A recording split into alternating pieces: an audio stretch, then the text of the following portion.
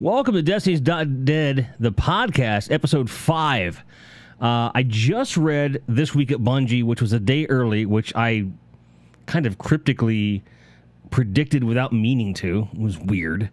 But it kind of happened that way, and I'm glad that it did because it got out a lot of questions that I wanted answered, and some I didn't realize I wanted answered. I'm going to give you my first impressions on what it is that was said and how I feel about these changes that are being implemented. Okay? So they addressed right there in the TWAB that there's a big change in the way they're doing power level increases. And I'm not going to go into deep detail on it, but I do want to go over it briefly. But that'll be the last thing I talk about. We talk about Iron Banner and how they got things going. I want to tell you right now, Iron Banner 6v6, best thing that happened in Destiny 2 so far. In as much as, the Crucible aspect of things, so much fun. It was just like old times, getting a bunch of people from the clan together and having a great time. The pace of the game is great. Certainly there's weapon changes coming that are going to make it even more fun, in my opinion. But I'm definitely glad that it is there. They have been tossing down exotic previews based off of the patch that's coming along with Season 3 and, of course, the Warmind expansion. They look amazing so far. I've seen Graviton Lance, Skybinder's Oath, the Rat King, which was like, holy shit. And I think the first one we saw was Sturmwind Dragon. Sturmwind Dragon was like, it's pretty good. I mean, it's not bad. But I think they intentionally led with the weak one because what we ended up getting, the last couple we saw today and yesterday, like, wow.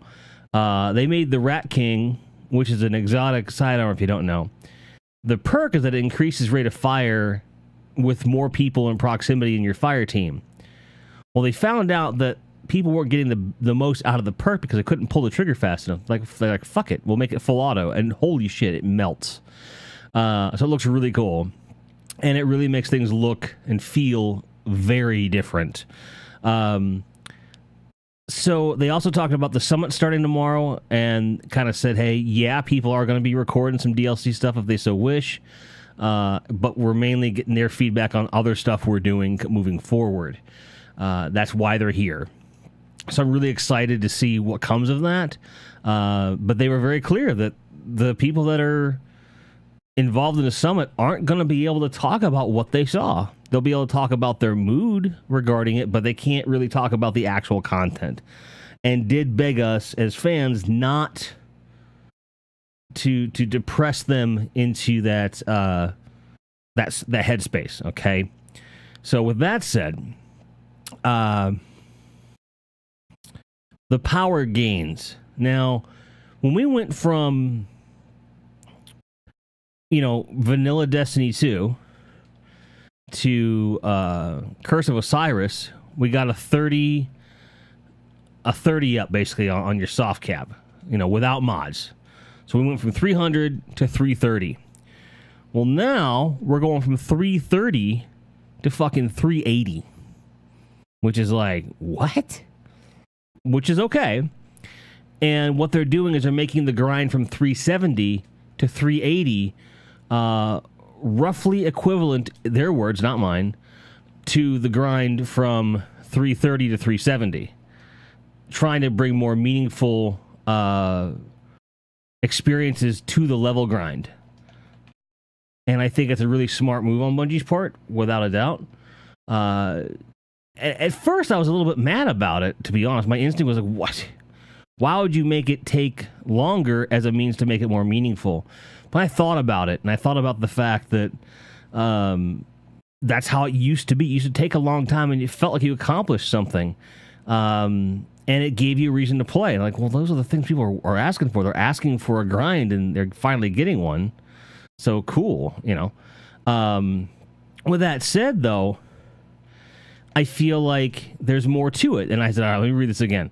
So what they're doing is they're making it so that endgame activities in particular, Nightfall's raids, give a lot more in terms of the light level, like 15 above your highest possible. That's good. It's a little higher than we're getting now. I think we're getting about 10 more that are max with that, just to give you some perspective. And then your clan engrams are now going to give around 2 to 5 more than your current highest. All right. So, and then everything else in terms of milestones will fall somewhere in the middle, like the 5 to 10 range, probably. They didn't give that number, but they said in between. So that's what I would guess. And at first I was like, but I realized, I'm like, well, that's how they're controlling the scale. That's how they're controlling the speed of it. So I was like, why are you doing this? But it also encourages people to get into end-game activities. In other words, there was no reason for people to do the raid before. Not really. They didn't have to. And I feel like a lot of the best raiders that I ran into in Destiny 1, I got them because they had to do the raid in order to progress. They would not normally want to do the raid, but they needed to do it to progress, either for a grimoire thing, a trophy, or gear progression. Something that has been lost in Destiny 2. You don't have to do it. And I definitely applauded initially with Destiny 2 that you didn't have to do the raid, because I have some friends, namely like Beard Grizzly, just doesn't like to raid. Not having to do that and be able to get max level. But that took away some of the prestige of being max level in the first place. It's supposed to be a special thing, like, you know, become legend, not become as powerful as everybody else. It's not the tagline. So, in my, my view, this is, it's a good switch. I'm curious to see how it will play, how long it will take. People are going to find ways to really exploit this system like they have every other one, and I'm curious what those are going to be 100% honest with you. But I do feel like it's going to be a way to get these things to feel more like there's a reason to play. Less about checking off those boxes on the milestones and more about really hoping to get something. But it's also going to create some really deeply passionate responses to the RNG.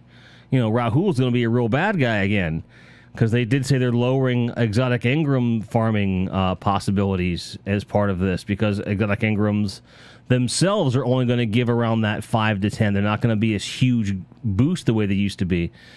So they're not lessening how many you get, they're lessening how important they are in terms of your light level, which I think is smart. They could easily have just left them alone in terms of power level and then lessen the amount you get.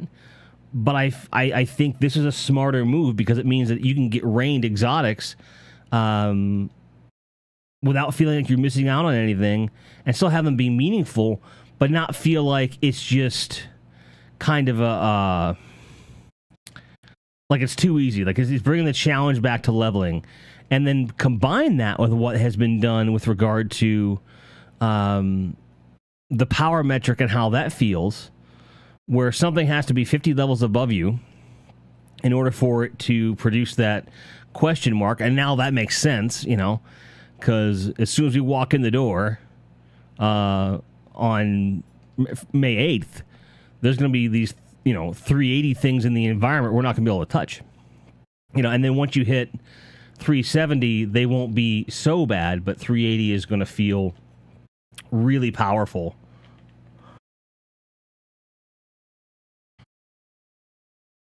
So I really believe that it's a step in the right direction, and it's all numbers on paper right now, but based on what I've read, it sounds like it's going to feel really good, and I'm looking forward to that.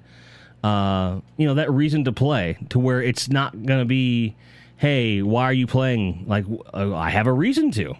I've got stuff to chase after. I've got weapons I want to use. I've got gear I'm going after. I've got numbers to attain. And that's not even counting all the other stuff that we don't know about yet. We don't know what this raid layer is going to be. And that's the other thing, too. When they talk about raids in endgame content, right? We're going to have 3 of them now that we can run each week that matter, plus Nightfalls. So that's 4 chances to get the truly high-end gear each week. And if you know anything about raiding, and even if you have a dedicated team, that's a chunk of time investment there. And that's a good thing. That means that you've got reasons to play that are meaningful, that you can spread out over the week if you so choose. You know, and then you've got everything else on top of it. Like, it's going to be a lot of fun. I really feel like we're getting somewhere. And Trials also is going to have that higher end gear because it is considered an end game activity. Plus, we're getting other activities they haven't told us about yet. At least one, from what I understand. But I feel like these are huge steps in the direction of making the game more playable, more replayable, and more challenging and more rewarding. Tell me what you think when you've had a chance to read This Week of Bungie a day early or a day late, depending on when you hear this. But my name's Grindhead Jim. Destiny's not dead, and I hope you aren't either. We'll talk to you next time. Thanks for listening. Cheers.